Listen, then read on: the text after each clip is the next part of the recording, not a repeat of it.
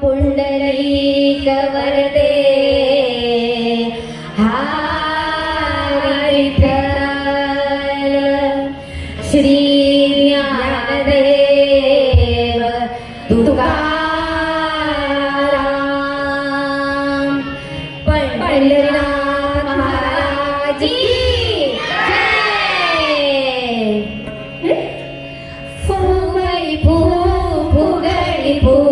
नमलीस काग माझी राधिके तू ग राधिके तू बाई फुगडी फू नमलीस काग माझी राधिके तू ग राधिके तू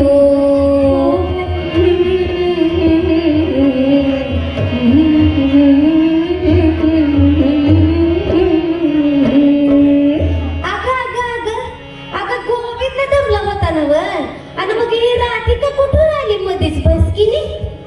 तो गोविंद दमला होता संसार करून आता ही राधिका थकली आहे ती समाजाच्या अत्याचारामुळे.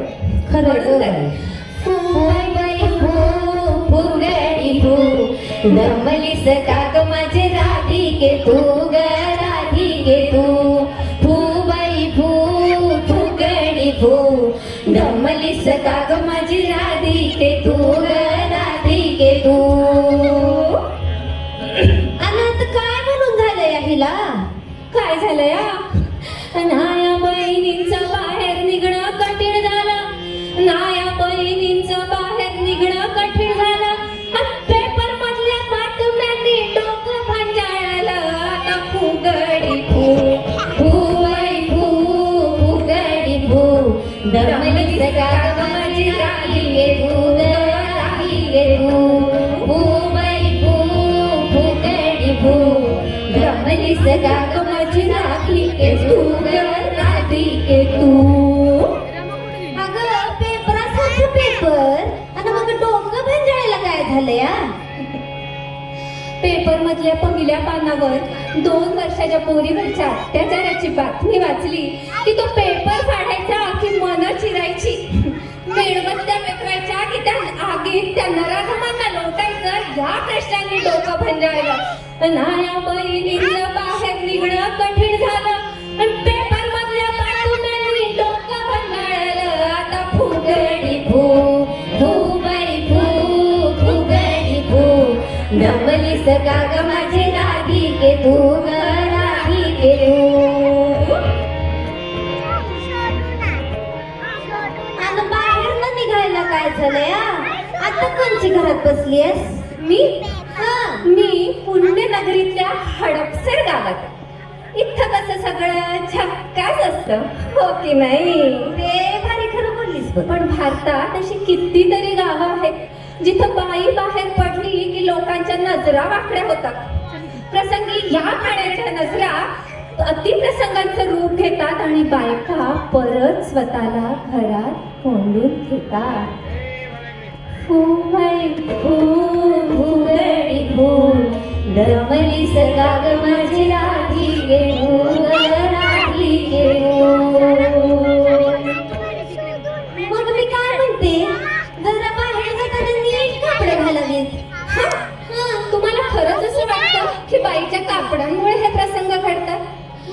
आणि मुळात नीट म्हणजे कशी हो? म्हणजे आपल्या कापडाकडे बघून कोणाची नजर वाईट होणार नाही अशी. आणि अशी कोणाची नजर तिचा कसा ठाव घ्यायचा? आता बघा ना.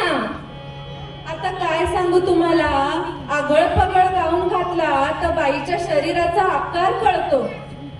आणि तुम्हाला सांगते, ही अशी चापून चोपून साडी नेसली की त्यातून कडे कडेने लावणारी माझी कंबरच दिसते. अजून काय सांगावं, आजीची नऊवारी घालून मोटारीला टांग मारून बसले की त्यातून खोटे दिसतात. अरे आणि अहो, पंजाबी ड्रेस घातला की बाई वय कमी करते. तात्पर्य काय? बाईनं काहीही अंगावर टाकलं तरी कोणी त्याच्याकडे कसं बघायचं हे ज्याच्या त्याच्या नजरेवरच नाही तर नजरियावर ठरणार. काय नजाकत आहे.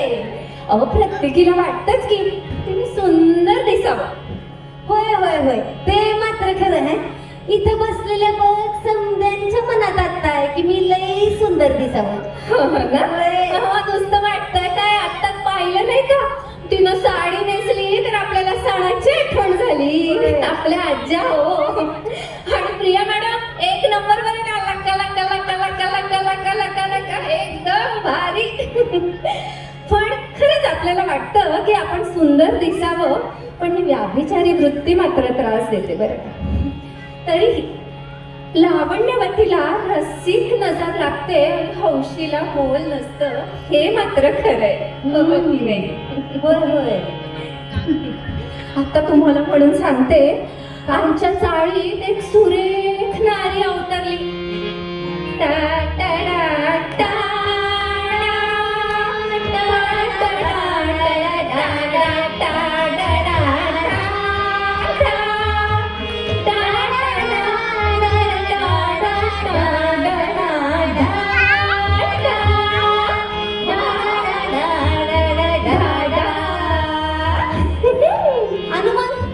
अशी सुंदर नारी अवतरली आणि काय म्हणून सांगू तुम्हाला, माडीवरची सगळी मंडळी खाली आली.